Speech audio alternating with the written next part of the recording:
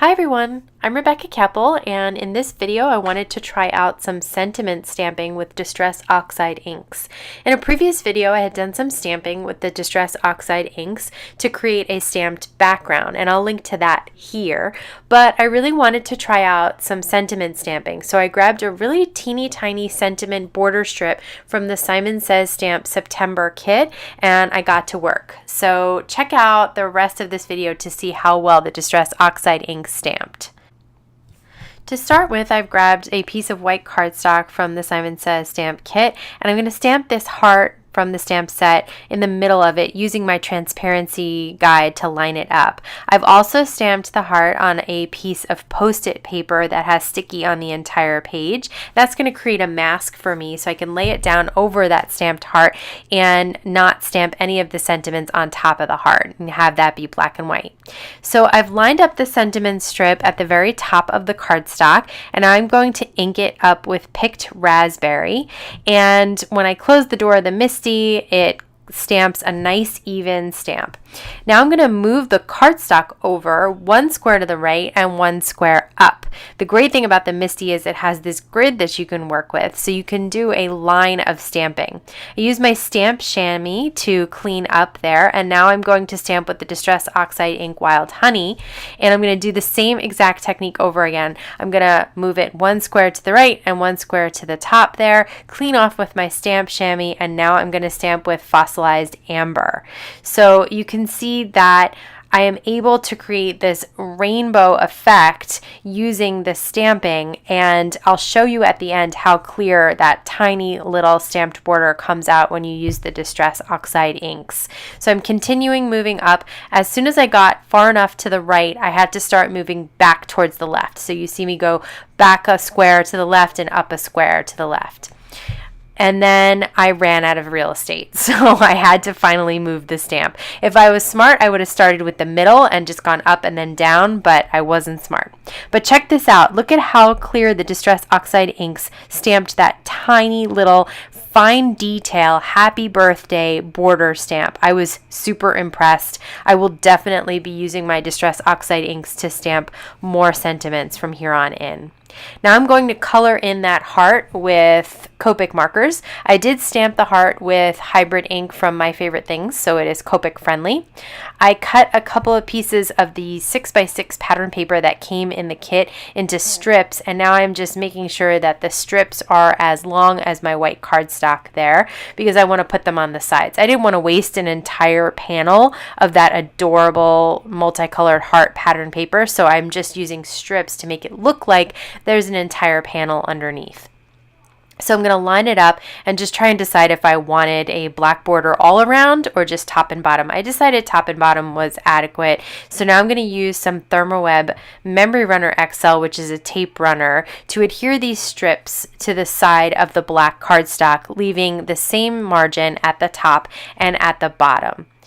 And once that is done, then I am ready to take my card panel and adhere it right on top. So I'm just going to use the same tape runner, the Memory Runner XL, and adhere that right on top, making sure the margin on the right and left are the same.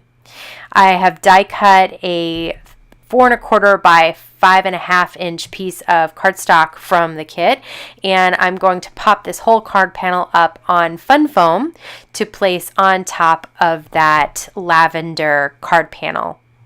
Once that's done, then I can use the same tape runner on the back of the lavender card panel there, and then I can adhere it to my 4 1/4 by 5 1/2 inch top folding note card. I'm using Gina K for ThermoWeb white cardstock for this. It's a very heavy duty cardstock, so this card is pretty sturdy and will go through the mail really nicely. I'm using some Spectrum Noir Clear Shimmer to just add a little shimmer and shine to the heart itself. And now I'm going to use some Nuvo Crystal Glaze. I love this because it comes out really nice and smooth. I did notice that sometimes if you put too much down, you might get a little bit of cracking. So instead, I'm doing little dots all along the rainbow of the heart. And I really like the way it adds both gloss and shine and texture when you do it dots like that. Now I am using the exclusive Simon Says stamp Doodlebug shape sprinkles just to add a few little hearts and epoxy dots around my rainbow heart in the center there. And I decided that it needed a sub-sentiment and it needed a little bit more black.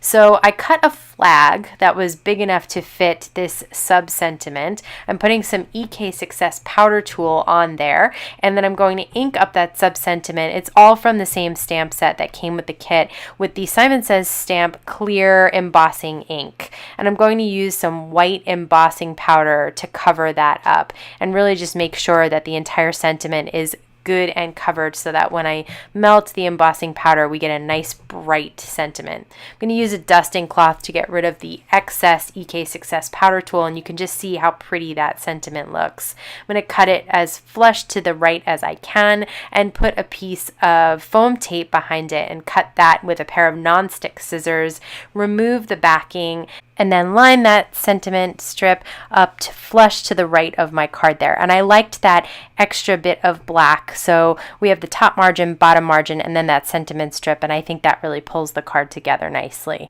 I'm going to add a few more dots of the Tonic Studios Nouveau Crystal Glaze just to add a little bit more dimension and shine, and that completes my card. So again, I am very happy with the way that the Distress Oxide Inks stamped. You can see the fine detail of that stamp in the close-up images, and I will definitely be using the Distress Oxide to stamp again. If you want to take a look at some of the other videos I've done using Distress Oxide Inks, I'll link the entire playlist right here. If you're interested in the products that I use, just look down below. They will all be linked for you there. I want to thank you so much for stopping by today. Have a wonderful day.